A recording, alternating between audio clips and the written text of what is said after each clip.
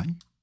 이게 이제 오늘 보시면은 이제 요 근래에 이 희망봉을 케이프 오브 굿 호프라고 이렇게 부르네요. 되게 이제 서양의 네덜란드 상인들이 배를 타고 아프리카 서해안을 여러분들 경유해 가지고 이게 중간 기착지였지 않습니까? 그렇게 여기에서 이제 자카르타까지 가는 이런 항로를 선택했는데 여기에 이제 세인트 헬레나 섬이 있거든요. 영국에서 한 7,500km 떨어진 여기에 이제 아시다시피 나폴레온이 5년 이상 정도 있다가 죽은 데지 않습니까? 여기 보시게 되면 세인트 헬레나 섬입니다. 이 이제 세인트 헬레나 섬이고 이제 마을이 주로 제임스타운에 많이 살고 있고 그다음에 여기 롱우드가 나폴레온이 마지막 거처죠. 롱우드가. 여기 보시게 되면 영국이 영유하고 있는 섬이 아프리카 서부에 3개가 있습니다. 이건 내일 한번 별도로 다루도록 하겠습니다. 견문도 넓히고 그러기 위해 가지고요. 센선, 센트 헬레나 또 뭐 티스탄다쿠아 여기가 이제 아프리카 서해의 세 성이 다 영국령이죠. 이 헬레나 섬은 어제도 보셨다시피 강남구의 한 3배 정도고 굉장히 척박하게 생겼습니다. 이렇게. 여기가 제임스타운입니다. 제임스타운.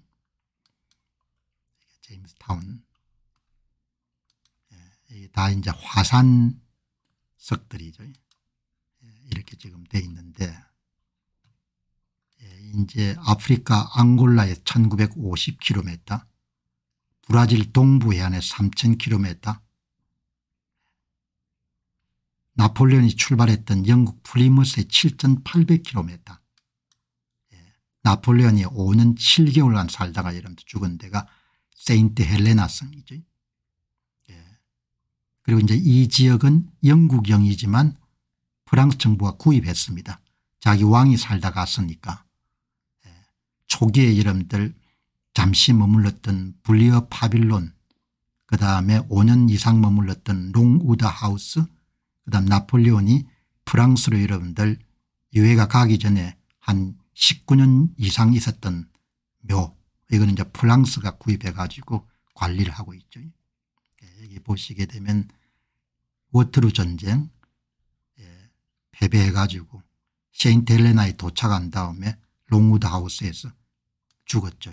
이게 이제 옛날에 나폴레온이 묻혀 있던 데고 그다음에 이제 롱우드 하우스 나폴레온 거처입니다. 여기죠.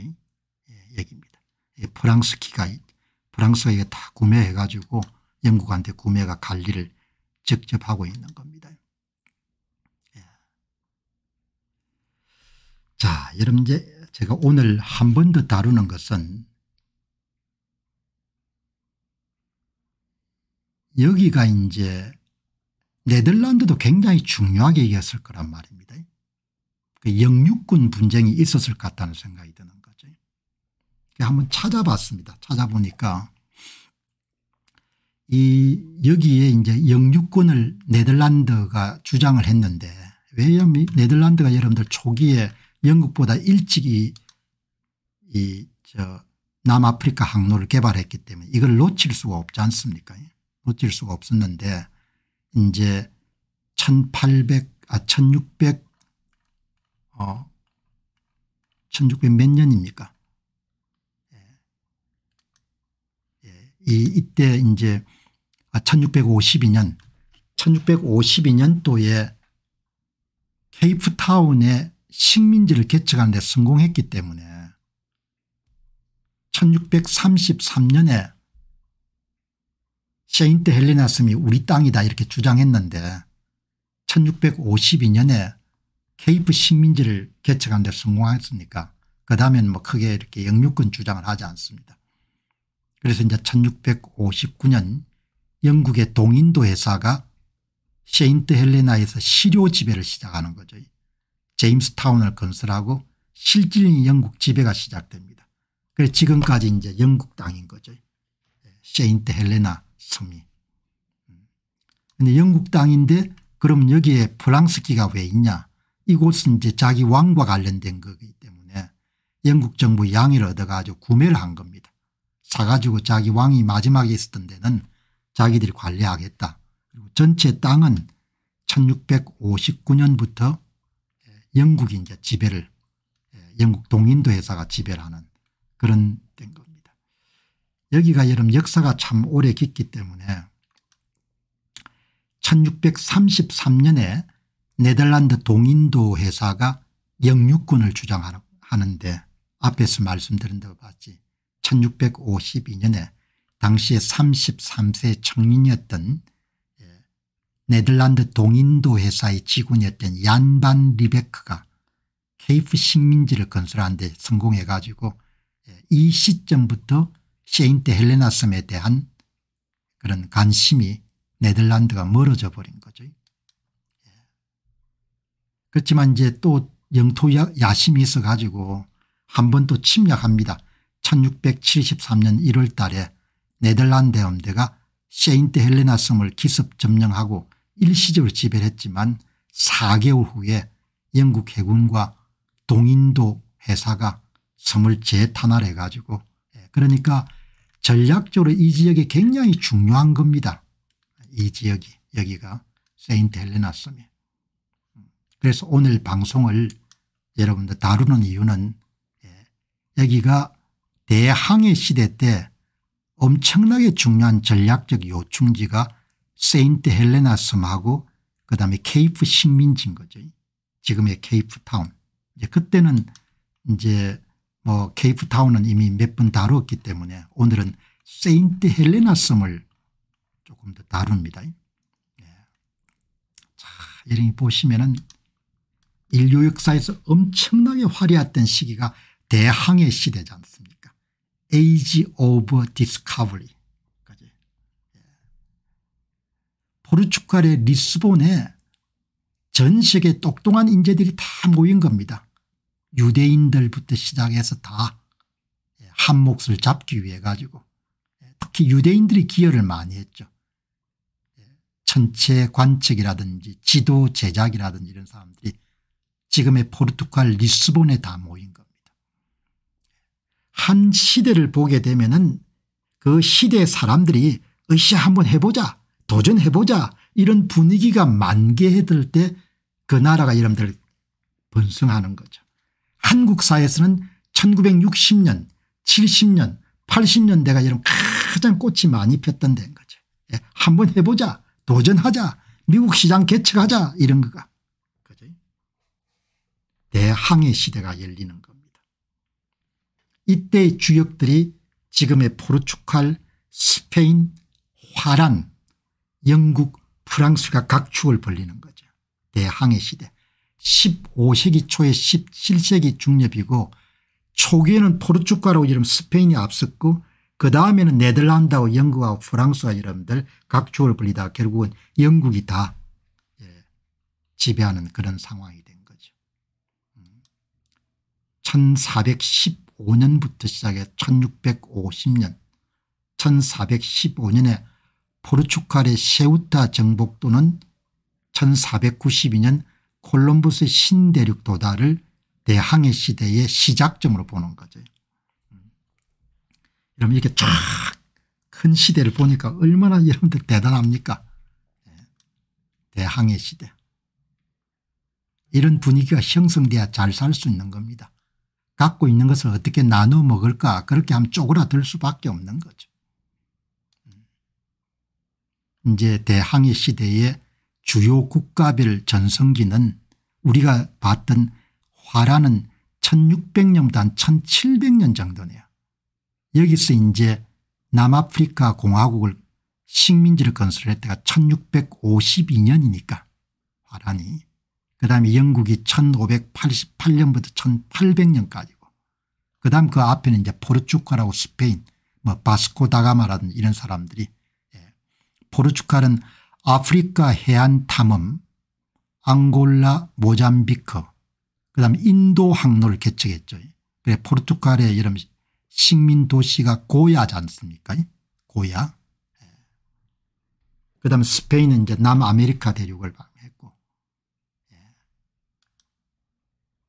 이런 대항해 시대 3대 무역로가 있는데 유럽, 아프리카, 인도양, 인도, 동남아, 자카르타, 중국까지 커버되는 거죠. 여기서 이제 네덜란드가 큰 역할을 하는 거죠. 그다음에 이제 유럽에서 아프리카를 거쳐 가지고 아메리카, 유럽으로 돌아오는 게 있고 대서양 항로죠. 그다음에 이제 이번에 여러분들 알게 됐는데 마닐라 갤리온이라 해가지고 멕시코의 아카푸코로부터 필리핀의 마닐라까지 무역이 한 200년 이상 계속되네요. 조금 이따 한번 살펴보겠습니다.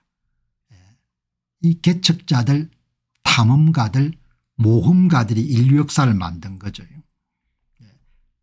가장 시작은 포르투갈 리스본이었는데 당시 스페인의 세비야도 굉장히 중요한 역할을 했죠. 스페인 제국이 막대한 은을 남아메리카 공화국 남아메리카로부터 이런 가져오는데 여기 세비야에서 이런들 배가 출발하고 이런들 닿는 데가 이게 골든 타워죠. 지금도 남아있죠. 스페인의 세비야. 도시 전체가 여러분들 그냥 고적지지 않습니까? 고적지.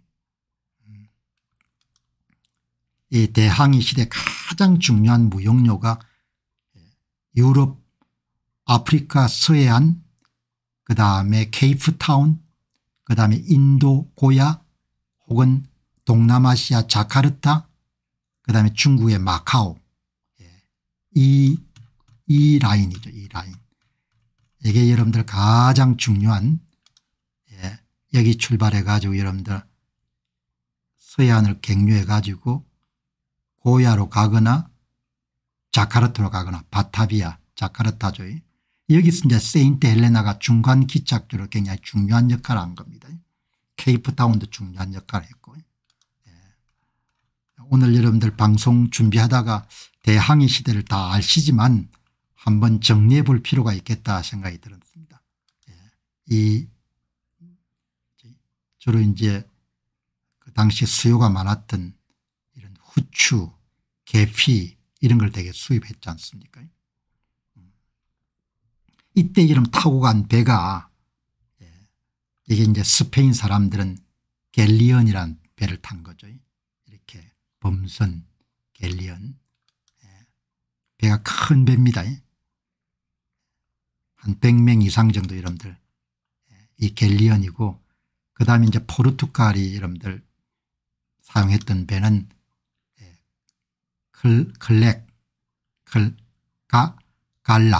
갈락이란 배죠. 여기도 이런 배지 않습니까? 이런 배를 다 탄 거죠.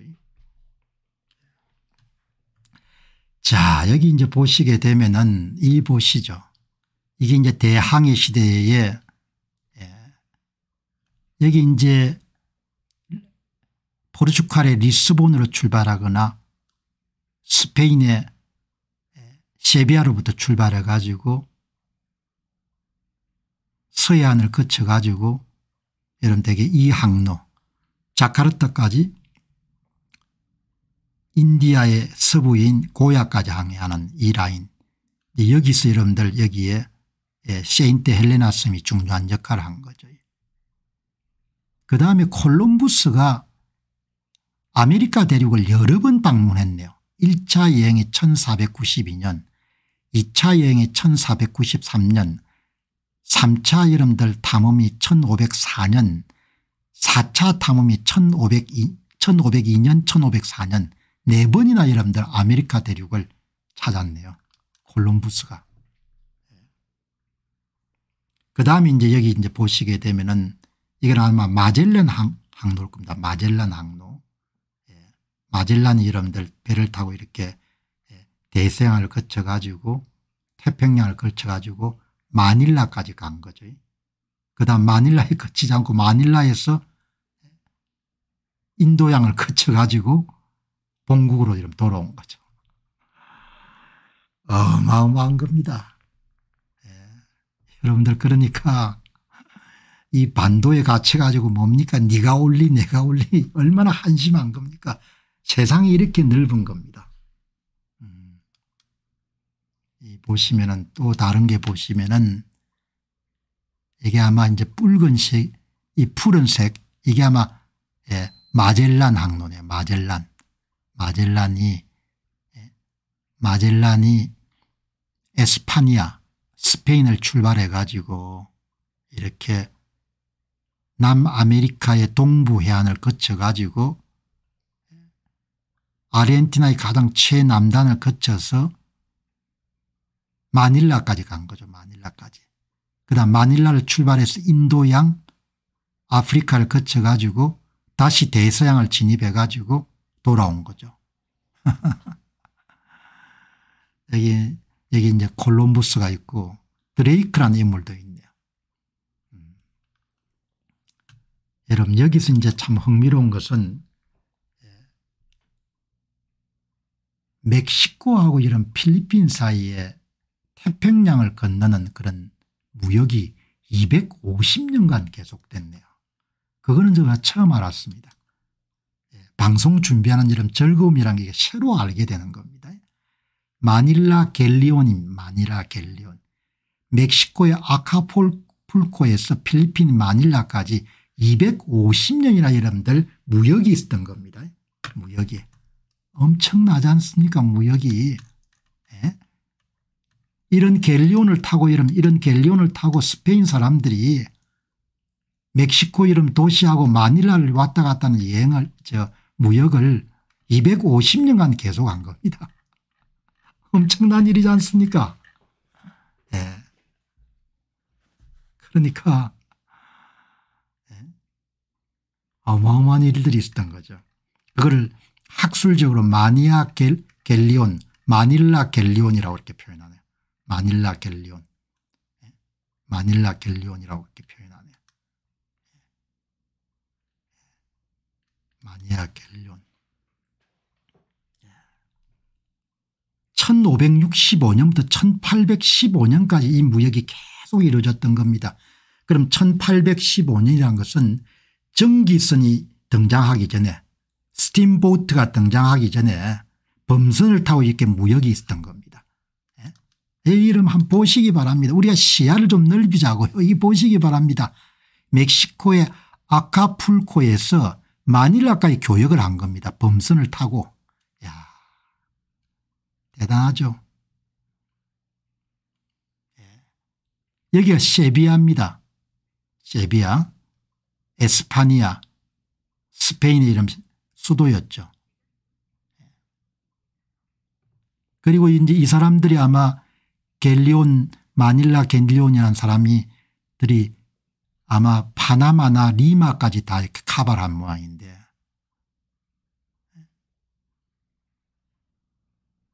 세상이 진짜 넓죠. 이런 배를 탄 겁니다. 마닐라 갤리온 이런 배 갤리온입니다. 어마어마한 사건이지 않습니까? 이런 배 갤리온이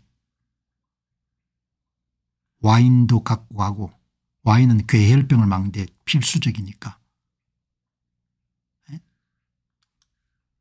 아카풀코에서 마닐라까지 가는 겁니다. 그다음에 다시 돌아오는 거죠. 아카풀코로. 세상은 넓고 할 일은 진짜 많은 거죠.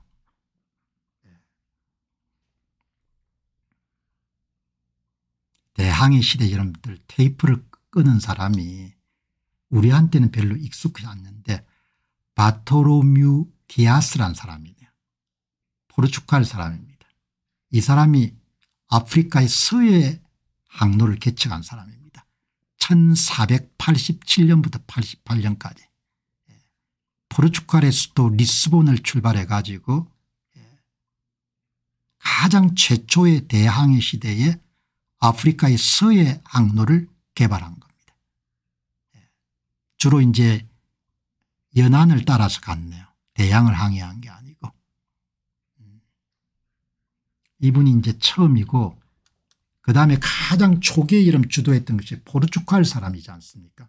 주로 리스본을 그다음에 이제 우리가 잘 아는 사람이 바스코 다가마 고야까지 가지 않습니까? 여기서 한 걸음 더 나아가 가지고 이제 바스코 다가마의 고야입니다. 고야. 포르투갈의 수도 리스본을 출발해 가지고 인도의 서부에 아닌 고야까지 이름 간 거죠.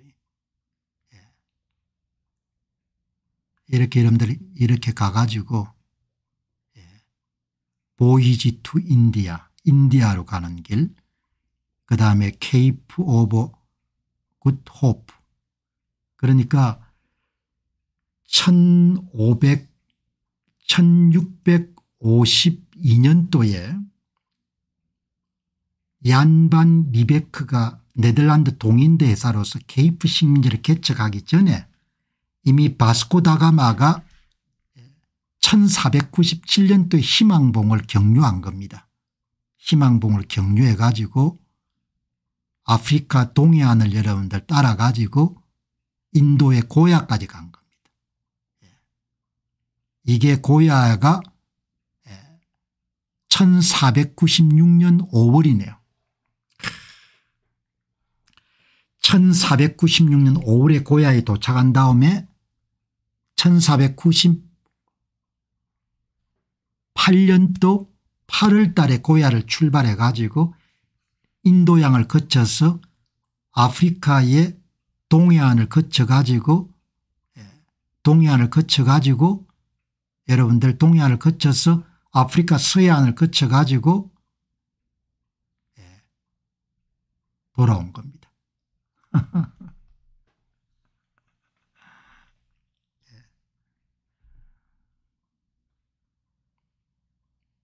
역사물은 여러분 이렇게 흥미진진한 겁니다.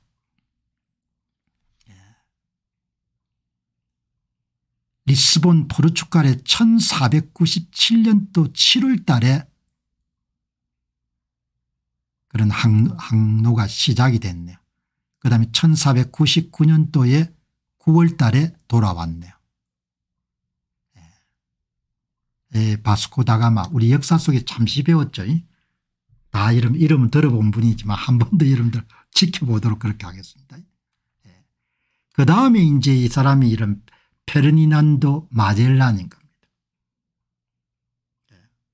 스페인의 세비야를 출발해 가지고 대서양을 거쳐서 남아메리카 공화국의 최하단을 여러분들 거쳐 가지고 태평양을 진출해서 마닐라로 가 가지고 마닐라에서 여러분들 인도양을 거쳐서 아프리카의 동해안을 거쳐서 희망봉을 거쳐 가지고 대서양을 이름 진출한 다음에 다시 여러분들 본인이 출발했던 스페인의 세비야까지 이름 간 마젤란인 겁니다. 오시기 바랍니다. 여기 출발해 가지고 이렇게 여러분들 거쳐 가지고 태평양을 진출한 다음에 필리핀 여러분들 마닐라에 도착했다가 이게 1521년 4월 27일에 죽었네요. 그다음에 다시 여러분들 이렇게 스페인으로 돌아왔네. 마젤란이 죽은 것도 어떻게 죽은지 한번 살펴봐야겠네. 여기 보시기 바랍니다. 이 보시기 바랍니다. 크리스토퍼 콜럼부스 하버드에서 출발한 여러분들 극단적 인종주의가 콜럼부스 때문에 우리가 망했다 이렇게 해서 콜럼부스 여러분들 동장소 끌어내리고 야단이지 않습니까? 크리스토퍼 콜럼부스 4차례 여러분들 탐험을 했네요. 4차례. 4차례. 주로 이제 서인도 제도나 이런 데를 왔던 모양입니다. 1492년도 이게 첫 번째 항해고 그다음에 여러분들 이게 네 차례 1차 항해 그다음에 2차 항해 3차 항해 4차 항해 4번이나 여러분들 4번 온 거는 또 처음 알았네요. 그러니까 여러분 조금 지겨우신 분도 계시겠지만 세계 역사 공부한다고 생각하시고 제가 계속 탐구를 해봐야겠어요. 탐험가들 이렇게 개척 정신을 가진 사람들이 시대를 연구고 그 시대 분위기가 이렇게 여러분들 스페인 세비야가 여러분들 항구도시죠. 예, 항구도시고 지금도 아주 한번 가볼 만한 아주 멋진 데죠. 자, 여러분들 이 탐험가들의 도전의 세인트 헬레나 섬을 한 번 더 보도록 하겠습니다. 그러면 그게 여러분 관심 있지 않습니까? 영어 표현으로 The Rise and Fall of Saint Helena Island. 세인트 헬레나 섬의 부침 어떻게 떴고 어떻게 내려왔는지 대항해 시대 때는 지리적 요충지였죠. 세인트 헬레나가 전략적 요충지였습니다. 대항해 시대 때. 그런데 여기에 정기기관이 여러분들 등장하게 되면서 한번 타격을 받고 다음에는 수에즈 운하가 여러분들 개발되면서 남아프리카 항로가 용도가 떨어진 거죠. 최근에 후티 반군이 홍해 상선을 공격하니까 또 여러분들 각광을 받게 되지만 어떻든 간에 여러분들 여기가 대항해 시대 때 엄청 중요한 장소였습니다. 대항해 시대 때. 대항해 시대 때 각광을 세상의 모든 것은 영원한 게 없는 거죠. 떴다가 그다음에 사라지는 겁니다. 지리적 이점이 있을 때 한국이 공산주의를 막는 방파제 역할을 할 때는 엄청나게 지리적으로 이런 중요한 장소였습니다. 그러니까 지금은 별로 그렇게 썩 용도가 없는 거죠. 지정학적인 부분에서 보게 되면. 그죠? 여기에 세인트 헬레나 섬이 이 지금 여러분들 있는 이 세인트 헬레나 섬이 어떻게 여러분 영광의 시대가 저무는지를 한번 보시기 바랍니다. 모든 것은 다 부침을 하는 겁니다. 세월이 가면은 경쟁 우위가 사라지는 거죠. 부단하게 노력해서 여러분들 경쟁력을 유지하기 위해서 노력하지 않으면 그냥 빼앗기는 겁니다. 이 세인트 헬레나 섬은 언제 여러분 영광의 시기에 나온 거니까 대항해 시대에 중간 기착지가 반드시 필요했던 겁니다. 중간에 깨끗한 물과 와인과 신선한 야채를 공급받아야 되니까 그때 여러분들 용도가 아주 중요했던 겁니다. 그런데 그게 오래 갈 수가 없죠. 전기선이 등장하면서 완전히 여러분들 경쟁력을 잃어버리는 겁니다. 전기선이.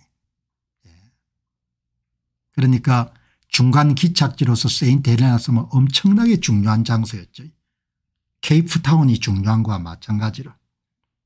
그런데 전기선이 등장하면서 여러분들 경쟁력을 전기선은 처음에 이 순수 전기선이고 그 전에는 자동차와 같은 하이브리드 형식의 전기선이 있어 범선도 활용하고 그다음에 전기선도 활용하고 그게 18세기 초엽에 등장하면 여러분들 전략적 요충지로서 영원한 게 없는 겁니다.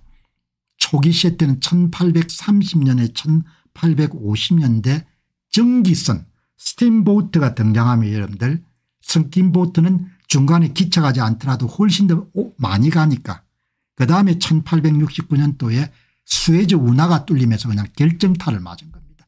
그러니까 우리가 지금 시골을 가다 보면은 국도가 여러분들 활성화 안 되고 고속도로가 생기면서 그냥 영광의 시간이 가버린 데와 똑같은 겁니다. 세상의 모든 건 다 그런 겁니다. 그냥 가는 겁니다.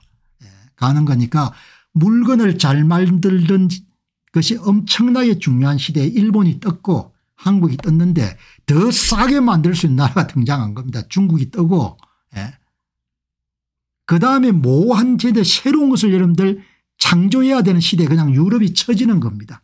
유럽은 철강도 잘했고 의약품도 잘하고 다 잘했는데 뭐 이렇게 모호한 상태에 새로운 걸 만드는 걸 못하는 겁니다. 그게 중국이 잘하는 것 같아요. 이렇게 전부가 다 사라지는 겁니다. 그러니까 뭐 나는 문제가 없을 거다. 하이브리드 스팀보트 전기선이고 오리지널 전기선이 등장하면서 여러분들 보시게 되면은 최초로 상업적으로 성공한 전기선이 유럽에 등장한 것은 스코틀랜드 엔지니어인 헨리 벨이 만든 1812년에 코메트호였습니다. 코메트호였습니다. 1812년에 아주 빠른 전기선이 성장하게 됩니다. 그러면 수없이 많은 산업들이 여러분들 망하는 겁니다. AI가 등장하면 수없이 많은 산업들이 망하겠죠. 똑같은 겁니다. 영광의 시기는 짧다는 거죠. 여기 이제 보시게 되면 이 수에즈 운하가 뚫리지 않습니까? 이 지중해의 세이드 포트에서 홍해의 수에즈까지 여러분들 이 뚫리는 겁니다. 이게. 이게 한 10년 정도 공사를 했습니다. 이게. 그러면서 여러분들 아프리카 항로가 완전히 죽어버리는 겁니다. 아프리카 항로가. 여러분들 이렇게 여러분들 군함도 지나갈 정도가 되는 겁니다. 초창기에는 이렇게 범선들이 다 이걸 지나간 겁니다. 이 범선들이 남아프리카 공화국을 경유해야 되는데 이게 다 수에즈로 지금 경유를 해버린 겁니다. 그러면서 망해버린 겁니다. 수에즈 운하 개통 이전부터 전기선이 발전하면서 세인트 헬레나 섬의 중요성이 약화되기 시작했습니다. 중간 보급기지가 필요가 없게 된 겁니다. 수에즈 운하는 세인트 헬레나의 전략적 중요성에 직격탄을 때렸습니다. 수에즈 운하가 개통함으로써 유럽과 아시아를 연결한 항로가 대폭 단축됐습니다. 이렇게 해서 그냥 망해버린 겁니다. 세월이 다 그런 겁니다. 그래서 역사 공부를 좀 하는 게 중요할 것 같아요. 완전히 그냥 이 수에즈 운하를 누가 만든 프랑스가 만든 겁니다. 프랑스가. 영국이 만든 게 아니고 프랑스가 이런 대부분 만들었습니다. 여기 보시면은 수에즈 운하는 1869년에 완성이 되고 1859년에 공사가 시작이 되는데 프랑스가 주도한 겁니다. 프랑스가. 프랑스가. 그리고 그거를 재정난에 취한 이집트로부터 지분을 영국이 매입합니다. 영국이 주식을 매입하는 겁니다. 그러니까 만든 사람이 프랑스 사람들이에요. 프랑스 사람들. 그다음에 이제 여러분들 뭐 이집트가 국유화하고 그다음에 영국이 전쟁을 일으키고 그러지 않습니까? 여기 보시면은 나세르가 1956년에 국유화 선언하고 그다음에 이제 수에즈 위기가 발발하고 그렇게 정리가 되는데 이제 홍해 항로가 해상 컨테이너의 30% 전체 상품량의 12% 희망봉을 경유하면은 7일에 10일이 더 드는 겁니다. 물류비가 엄청나게 올라가는 거죠. 홍해 방군들이 여러분들 이 뭐 완전히 이런 홍해 입구를 후티 방군이 지배하고 있지 않습니까? 월스트리트저널에 난 기사로 한번 다뤘죠. 홍해를 통과를 못하는 겁니다. 물동량이 50% 정도 줄어든 겁니다. 그러면 그때 이런 대부분 어떻게 하는 거 하니까 이런 아프리카 항로를 선택할 수밖에 없는 거죠. 이게 7일에서 8일 정도 더 걸린다는 겁니다. 물류비가 엄청나게 늘겠죠. 7일 10일 정도 더 드는 겁니다. 여기에 후티 반군이 지배를 해가지고 여기 보시게 되면 미국과 후티 휴전 한 달이 지났지만 해운업계는 홍해 항로를 기피한다. 2023년 이후에 물동량이 60% 정도 감소한 겁니다. 그게 다 돌고 도는 겁니다. 그러니까 여러분들 이렇게 과거하고 현재를 계속해서 견주게 되면은 이제 시야가 훨씬 더 넓어질 수 있는 겁니다. 역사가 다 여러분들 되풀이 되고 이렇게 되는 겁니다. 특히 이렇게 여기 이 홍해 항로는 한국하고 일본 대만에 굉장히 중요하죠. 어떻든 시대 변화를 읽고 부지런히 변신하고 배우고 학습하고 그래야 여러분들 고생을 안 하는 거죠. 그러니까 여러분들 아주 간단하게 우연한 기회에 네덜란드의 동인도 회사를 따라 가지고 17세기에 종교전쟁의 피해를 피해서 프랑스의 위그노 개혁 개신교도들이 옮긴 것을 기하로 해가지고 지금 여러분들 세인트 헬레나 성까지 온 겁니다. 제가 이 프로그램 하면서 역사물에 대해서 조금 더 나도 공부를 할 겸해서 더 관심을 가져야겠구나 그렇게 본 겁니다. 얼마나 이러면 시야가 넓어지는 거 모릅니다. 그냥 세인트 헬레나 섬에서 나폴레온이 죽었다 이 정도 알았는데 나폴레온이 어떻게 죽었는지 이런 걸 다 이제 보게 된 겁니다. 이제 많은 그런 세계적인 부분을 뭐 이란 분규부터 시작해 가지고 앞으로 계속해서 그리고 수에즈 운하가 여러분들 영국이 만든 걸 알았는데 프랑스가 여러분들 만들었구나. 그럼 이제 수에즈 운하 당시에 엔지니어링 기술들이 어떻게 발전되는지 다 볼 수가 있지 않습니까? 내일은 대영 제국이 한참 화려할 때 대영 제국의 영유권을 갖고 있는 그런 섬들이 어떤 섬들이 있고 이런 부분을 한번 살펴보도록 그렇게 하겠습니다. 자, 여기 보시면은 이제 오늘 마무리하기 전에 역사의 수레바퀴가 굴러죠. 개인의 운명은 참 무기력합니다. 오늘 별로 사람들이 관심 없는 글이죠. 이 작가의 글은 댓글 남기는 사람도 없고 대부분 관심이 없습니다. 이게 이응준 소설가가 쓴 이응준의 과거에서 보내는 엽서라는 글을 한번 보고 안내의 일기를 쓴 사람이 1929년생이네요. 독일의 바이마르 공화국에 태어났네요. 프랑크푸르트 출신의 안내 일기를 쓴 그 소녀가 1945년 2월 말과 3월 초에 독일의 니든작센베르겐 벨젤 유대인 강제수용소에서 죽었네요. 독일 내에도 유대인 강제수용소가 있었던 모양이네요. 그러니까 이런 게 다 모티브가 됩니다. 그럼 내가 다음에 시간이 되면은 나치 하에서 독일 내에 유대인 수용소가 몇 개나 있었는지를 한번 또 조사해 볼 수 있는 겁니다. 여러분 이렇게 계속해서 탐구를 해 나가는 겁니다. 지적으로. 그럼 지평이 계속 넓어지는 거죠. 15세에 죽었네요. 안내가.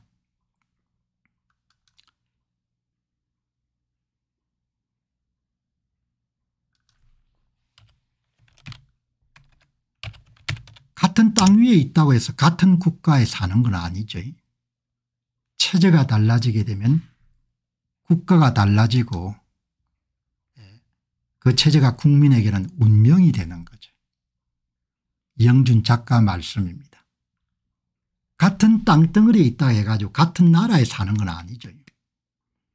그 나라를 만질 수는 없지만 그 나라의 체제가 바뀌면 다른 나라에 살게 되는 겁니다. 이영준 작가 말씀입니다. 이런 의미를 새겨보는 사람들은 그렇게 많이 없을 겁니다.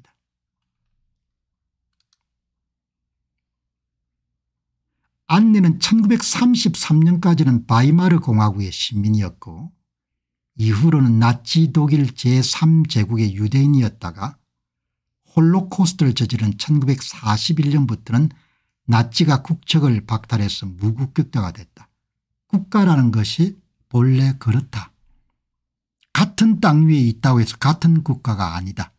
체제가 달라지게 되면 국가가 달라지고 그 체제가 국민의 운명이 된다.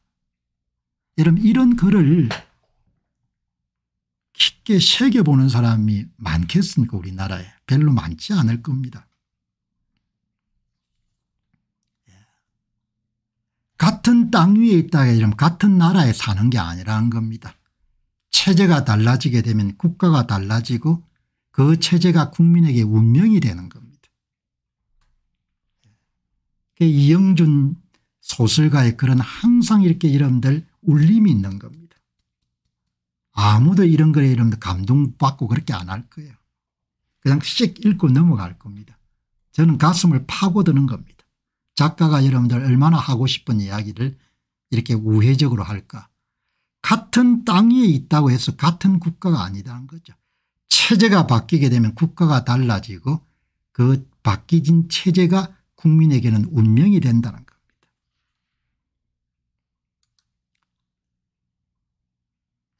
안내 일기는 13세 생일 선물로 일기장을 받은 1942년 6월에 시작돼 가지고 네덜란드의 은신처로 피신하기 약 2달 전부터 쓰기 시작해서 게슈타포에 체포되는 1944년 8월까지 2년 2개월 만에 끝난다. 안내의 시신은 베르겐벨젤에 다른 유대인들의 그것처럼 집단 매장되었을 것이고 가족 중에 유일하게 살아남은 아버지가 1947년에 출간했다. 그 당시 유대인들 중에서 네덜란드 사람들의 도움으로 목숨을 구하신 분들이 꽤 많았죠. 인간의 정체는 착해지기도 하고 악해지기도 하는 변덕이다. 어마어마하게 악해질 수가 있죠. 인간이. 엄청나게 악해질 수가 있죠. 동족의 주리를 그냥 극단적으로 틀 수 있는 것이 인간이지 않습니까? 그래서 저는 인간을 그렇게 믿지 않습니다. 인간은 어마어마하게 악해질 수 있는 거죠. 본인에게 이익이 될 수가 있으면. 안내일기에는 이런 구절이 있다. 그 모든 일에도 불구하고 내가 믿는 것은 사람들의 진심은 정말 착하다는 것이다. 15세 소녀였으니까 그렇게 생각하겠죠. 그러나 이영준 작가는 소녀의 환상일 뿐이다. 인간의 정체는 착해지기도 하고 악해지기도 하는 변덕이다. 미국에 태어났으면 완전히 다른 사람을 살다 갔겠죠. 개인의 운명은 몰아치는 역사 속에는 무기력하다. 아무 대체가 없는 겁니다. 그냥 운명을 그냥 운명으로 받아들일 수밖에 없는 거예요. 그렇게 개인이 무기력한 겁니다.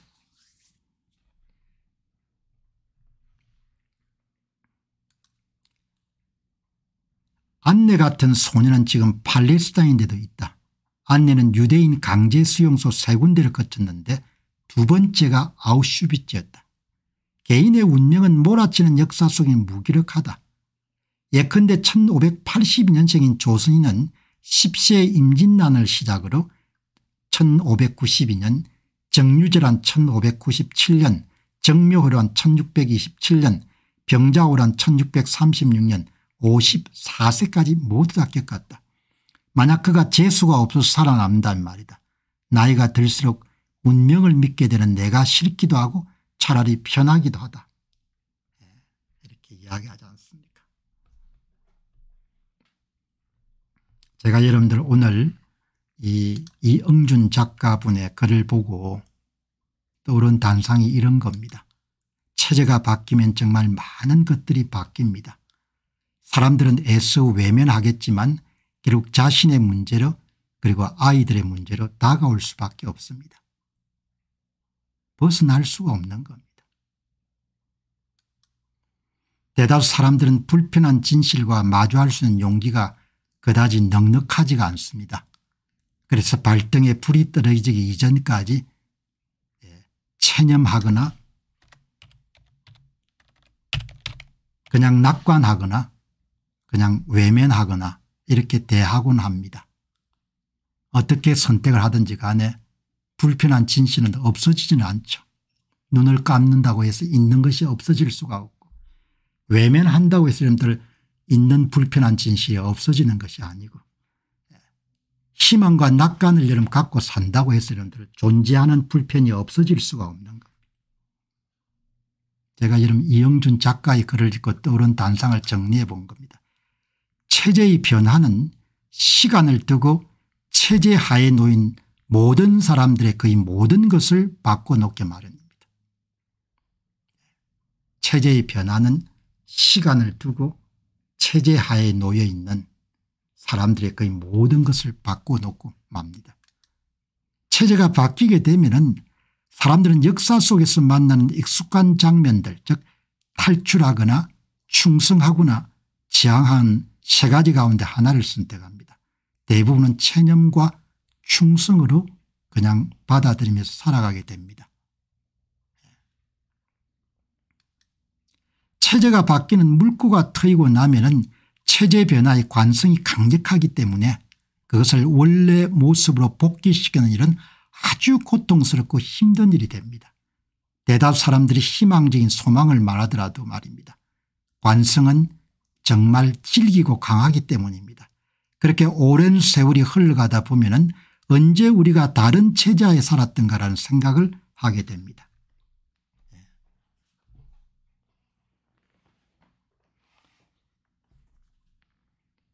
자, 여러분들 오늘 참 이영준 작가의 이렇게 아주 글을 읽을 때마다 작가가 어떤 고민을 하고 사는가, 어떤 이야기를 하고 싶은가, 이런 부분을 한번 더 생각하게 됩니다.